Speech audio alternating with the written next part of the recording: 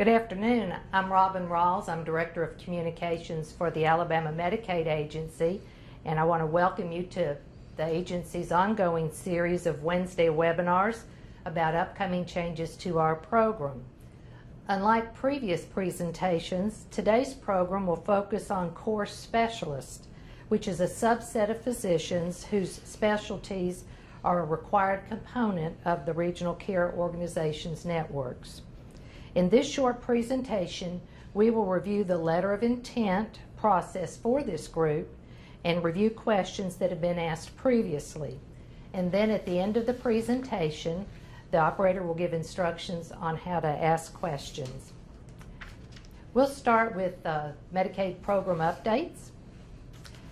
Many of you know already that the regional care organization effort has been underway. Regional care organizations, or RCOs for short, are locally led managed care organizations that will provide services for Medicaid enrollees at an established cost under the supervision and approval of the Alabama Medicaid Agency when it's implemented in 2016. What that means is that most, or about 2/3 of all Medicaid recipients, will receive most of their care from or through the regional care organization. Long-term care, dental, substance abuse, and pharmacy services will be provided outside the regional care organizations. The regions that have been set up for the regional care organizations to operate in are actuarially based regions that were set up in 2013 under the state law, and they're designed to keep referral patterns and health systems together when possible. You'll see an asterisk on some of the 6 of the 11 organizations that have been probationarily certified are also participating as in our Health Home program, which is a separate but related program in our managed care division. There are some critical dates that we're working on now. The probationary RCOs are moving from being very fledgling entities to very robust organizations, and what they are being asked to do represents a substantial amount of work in a very compressed time frame. You'll see on the screen, you'll see the first deadline of April 1st of 2015, just a few short days away. This is the time when the RCOs will be asked to demonstrate their ability to have a sufficient provider network. The next deadline they will deal with will challenge them to demonstrate that they can provide the financial basis and sufficiency that they need to operate. And then in about a year, next spring, a readiness review will lead to final certification, leading up to the October 1 start date.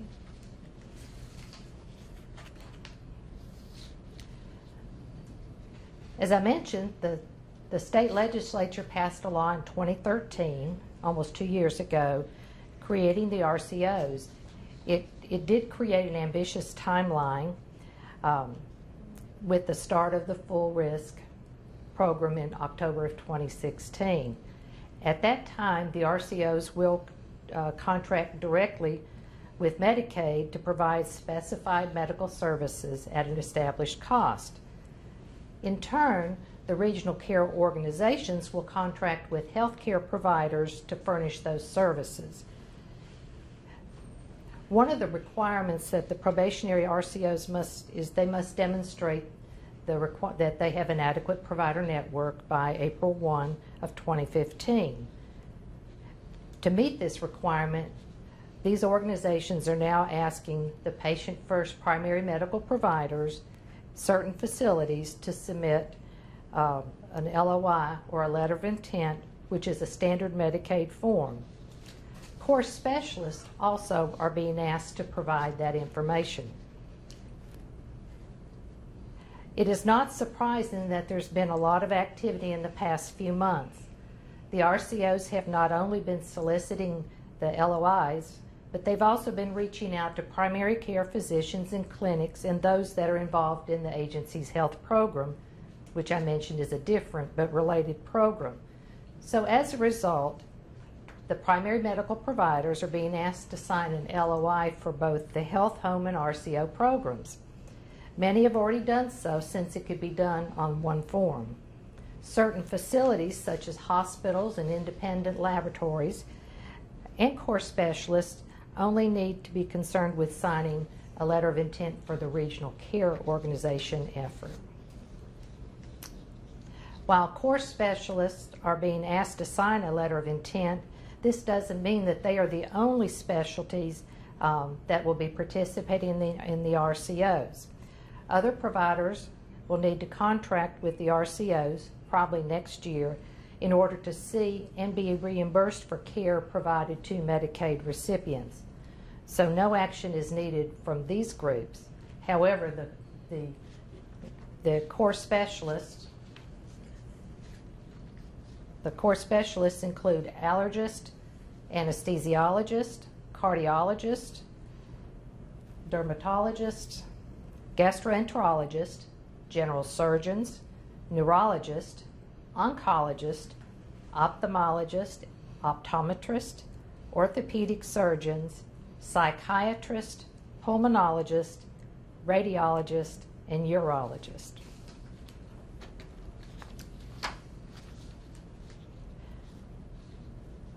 There's been a lot of discussion about what a letter of intent is and isn't. The important message is that a letter of intent is an expression of interest. It is a non-binding expression of interest in participating with an RCO. The bottom line message to remember is that it's not a contract, nor should a provider be asked to sign a contract at this time. Another important message is that your status as a Medicaid provider is not impacted by whether you sign a letter of intent or not. In fact, providers can sign a letter of intent after April 1 as the probationary RCOs continue to build their network. The RCOs, however, need this information now to demonstrate that they can meet the state requirements to create an adequate provider network. Another key point to remember is that RCO participation is not limited to an exclusive or certain few. The state maintains an any willing provider provision, which means that the probationary RCOs are obligated to work with any provider that wishes to work with them, subject to certain terms and conditions. A side note is that a number of the primary medical providers did sign a letter of intent for the RCO when they enrolled or signed up with the Health Home program. So to recap, core specialists are asked to sign a non-binding letter of intent if they are interested in participating in the Regional Care Organization program when it is implemented in October of 2016. Signing a letter of intent does not create an obligation, nor does it impact a provider's status at Medicaid. A list of provider enrollment contacts, which is different than the administrative contacts, is available on the agency's website. At this time, I want to review some of the questions the agency has received related to the letter of intent process.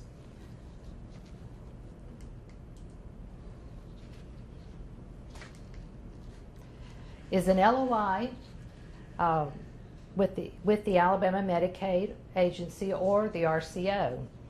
The LOI is a non-binding document between the probationary RCO and a provider, which indicates the provider's intent to contract with a particular organization.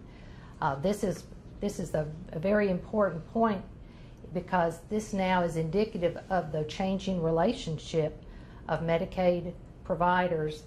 Instead of connecting or contracting directly with Medicaid for services, they will now contract ultimately with the regional care organizations for most services. Another question we've received is which organizations should providers sign a letter of intent with?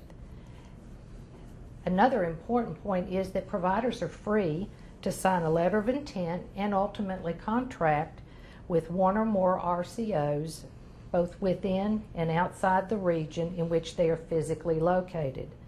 Primary medical providers may want to sign with RCOs in regions where their patients live, as the RCO assignment will be based on the physical residence of the Medicaid recipient. Course specialists and facilities likewise may want to consider signing with the RCOs in other regions if their patient service area covers multiple regions. Another question we received came from a large group of specialty physicians that operate in 5 different locations. However, they use the same tax ID and NPI.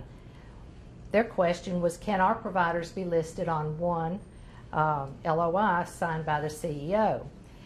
And in this case, provider groups can include all the providers on one form with the individual NPI numbers, but will also need to send a separate letter of intent to each RCO in which they wish to participate.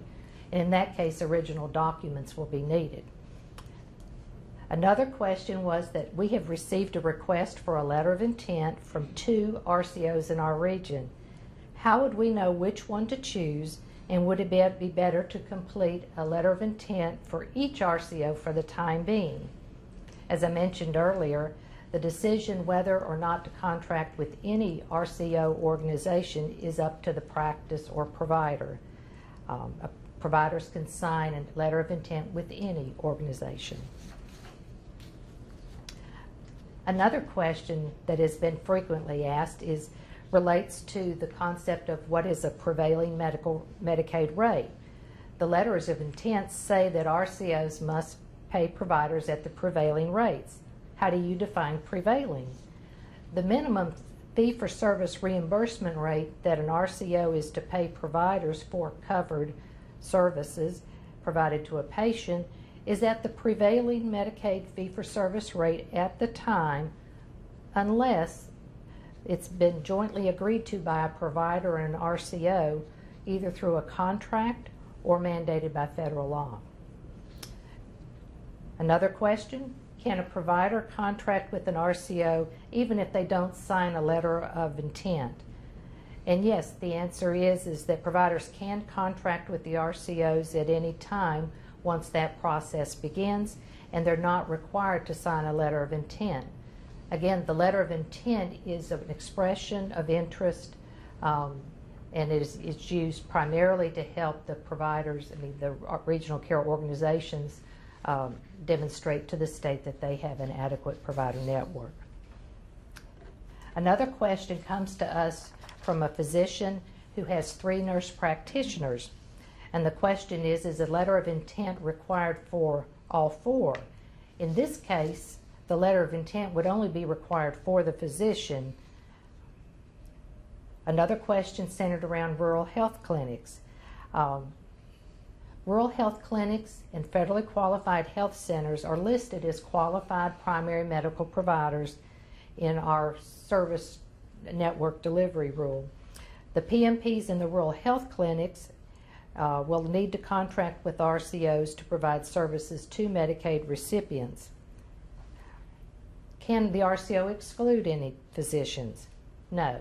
That is, as I mentioned earlier, there is a legal requirement that probationary RCOs are to work with any willing provider who contracts with Medicaid. A related question came to us regarding reimbursement.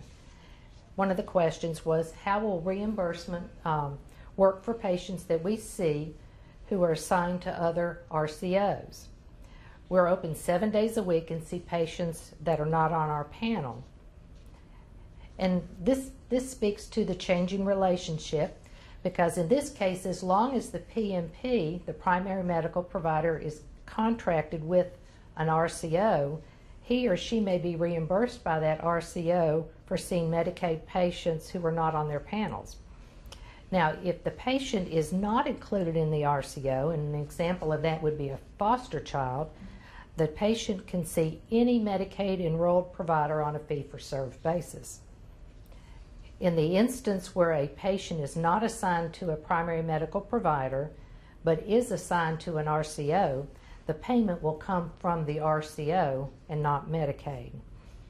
If the provider is not contracted with the RCO and the RCO network is unable to provide a necessary covered service within the RCO, then the RCO will be responsible for coordinating with the non-participating provider for services and payment.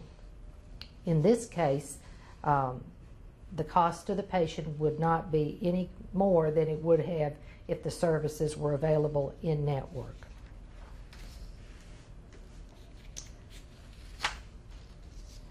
We have a lot of information, a lot of resources available to you via our website. You can find that on the Medicaid. You can go to the home page. You can click on the icon in the lower left-hand corner that says Regional Care Organizations, or you can go to the green Newsroom tab and click on Regional Care Organizations on the drop-down menu. If you have questions, these places on our website provide you an opportunity to send us an email to ask questions. If you send it to rcoportal@medicaid.alabama.gov, they will be tracked and answered, and we encourage all providers and interested parties to take advantage of this opportunity. So as we close, a reminder that deadlines are important and that letters of intent benefit not only the provider or regional care organization, it benefits the Medicaid agency as we seek to ensure that all RCOs have an adequate provider network. We will also invite you to 2 webinars that we're planning in April, on April 8th and April 22nd, where we talk about health responsibilities of providers under the health home organizations. And then again, to remember that the website is available to you for questions and information as we walk together through this process.